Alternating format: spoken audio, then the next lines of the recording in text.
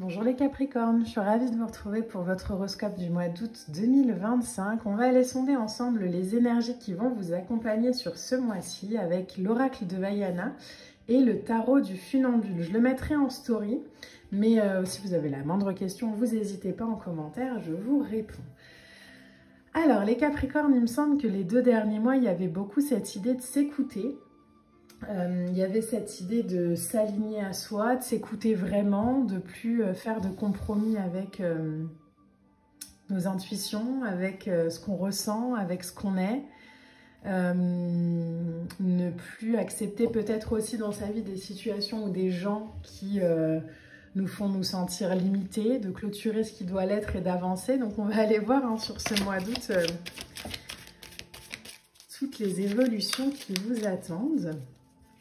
Vous avez cette année, j'ai l'impression, des choix à faire qui doivent s'aligner à ce que vous êtes vraiment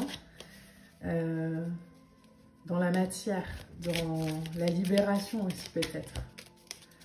Alors les Capricornes, qu'est-ce qu'on a pour vous sur ce mois d'août? Alors là, j'en ai trop.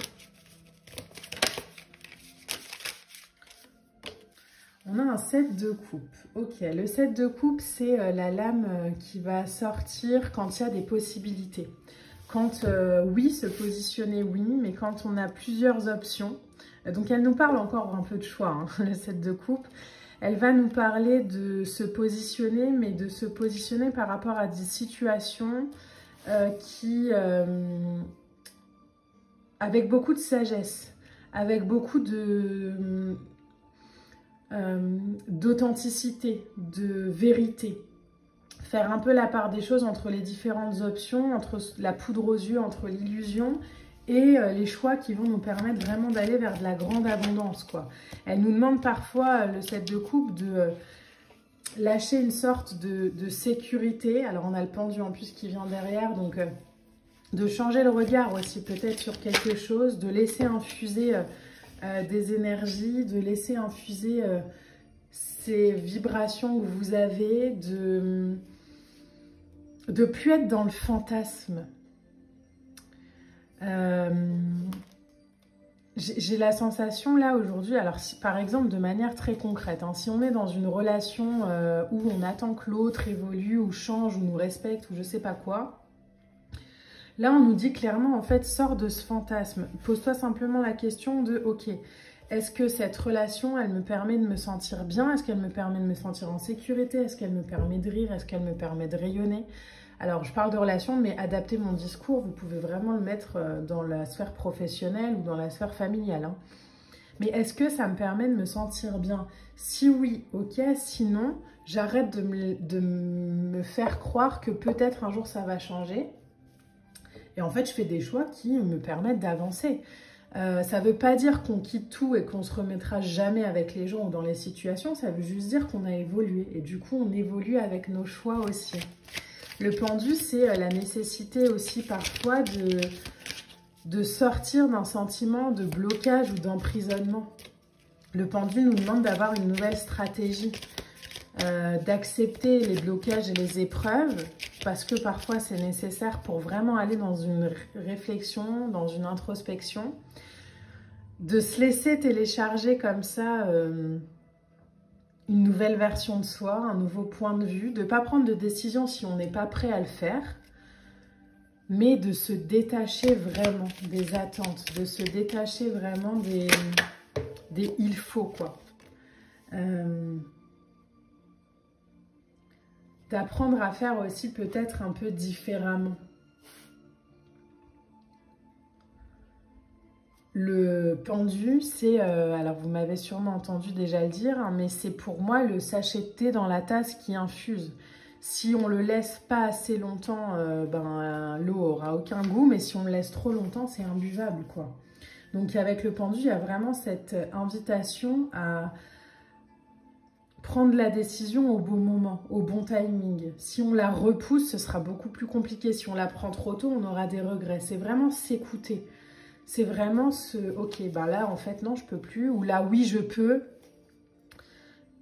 J'ai besoin d'un nouveau projet. Ça peut être, je recule depuis longtemps l'idée de mettre en place un nouveau projet, une nouvelle entreprise. Bon, bah là, c'est le moment. Alors, ma tête me dira peut-être, oui, mais c'est l'été, il n'y aura pas de clientèle, blablabla. Mais en fait, non, c'est le bon moment. Donc, je m'aligne. Le 6 de bâton nous parle de croire en soi, de concrétiser ses objectifs. De concrétiser ses objectifs. 6 de bâton, c'est la victoire, hein, c'est la réussite, c'est le triomphe. C'est dire oui à la vie, le 6 de bâton. C'est je dis oui maintenant. Et j'arrête de repousser, j'arrête de... Un 6 de bâton, alors ce sera peut-être votre mantra hein, sur ce mois d'août, mais vous pouvez le noter d'ailleurs. C'est il n'y a aucune limite à ce que je peux accomplir, quoi. La seule limite, c'est celle que moi c'est celle que moi je pose.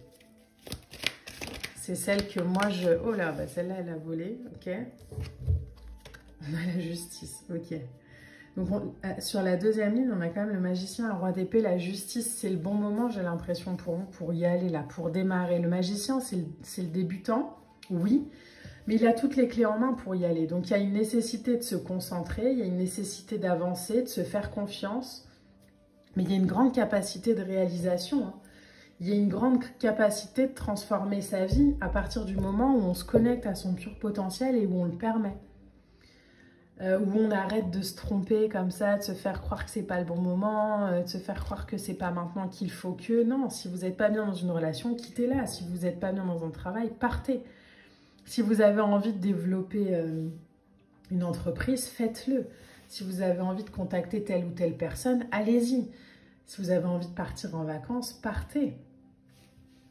Mais ne vous limitez pas avec le il faut, je dois. Non, c'est je me focalise aujourd'hui sur le but de manière précise. Et je m'engage avec ça. Et j'y vais. Et j'y crois. Parce que j'ai ressenti la vibration déjà il y a quelques temps, mais que je ne l'écoute pas forcément. Mais là, en fait, c'est bon, quoi. Un roi d'épée, il est fixé sur le détail, parfois, mais c'est l'aigle hein, qui survole la contrée, j'allais dire.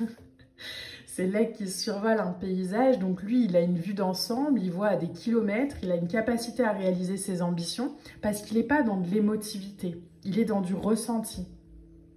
Donc, il est dans un alignement. Il ne se fait pas avoir par ses peurs ou par... non, il y va. Il analyse les situations avec clarté, il est loyal, il est correct, mais il a une capacité comme ça de décision qui est puissante. Il est leader de sa vie, il ne subit pas les choses. Donc il y a une autorité, mais il y a une autorité dans la justesse, dans la vérité.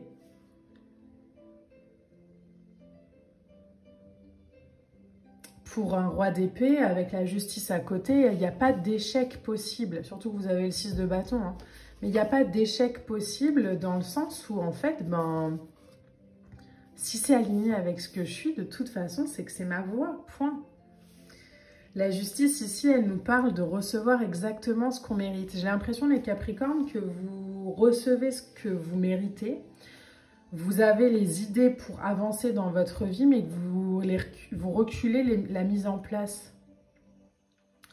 Parce qu'on a toujours, oui, mais si, oui, mais pourquoi pas, et si j'attends, et si... Non, vous avez la vibration, donc faites-le.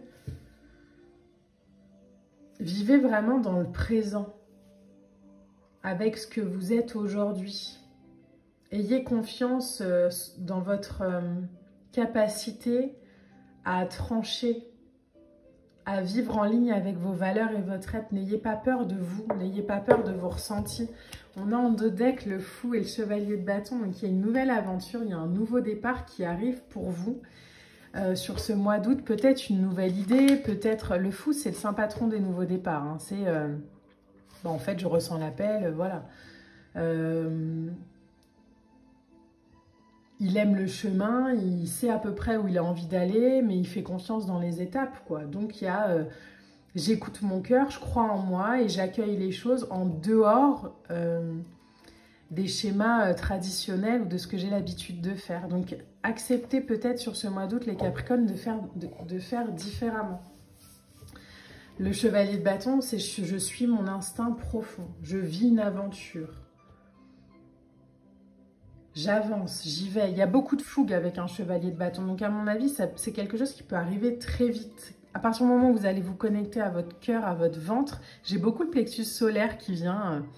Donc, c'est peut-être avec ce feu intérieur. Là, permettez-vous de vous connecter à votre feu intérieur et avancer. Avec cette motivation, avec ce plan d'action. Chevalier de bâton, parfois, lui, il y va un peu tout feu, tout flamme. Là, on ne vous dit pas de tout quitter sur un coup de tête. On vous dit de... Vous avez votre plan d'action, vous savez ce qui est bon pour vous, mais vous repoussez encore un peu le truc. Là, on vous dit non, vous le savez, donc allez-y, vraiment, mais vraiment. Alors, on va aller voir avec la carte oracle. Peut-être que la décision, vous allez la prendre sur septembre, mais j'ai l'impression que sur le mois d'août, il y a quand même des portes qui s'ouvrent. Il y a quand même un point un peu de non-retour où en fait on peut plus se faire croire que on peut plus se la faire à l'envers. En carte oracle, vous avez Vayava Tahiti avec Je m'enracine avec l'eau d'Éden. Alors je vais vous lire le message dans le carnet. Mais j'ai la sensation vraiment que là aujourd'hui sur ce mois d'août, il y a l'invitation pour vous à vraiment révéler ce que vous êtes et à le mettre en place, vraiment. Alors, le message de la carte, c'est « La paix flotte sur l'horizon. Une superposition de bleu, de vert, de jaune agrémente mes yeux reposés. Je me tiens face à la mer, la montagne derrière moi. Cette vision de paix m'offre la sérénité. J'ai atteint le paradis, le bien-être et l'eau d'Éden. » Vous voyez, allez vers votre paix, allez vers votre sérénité.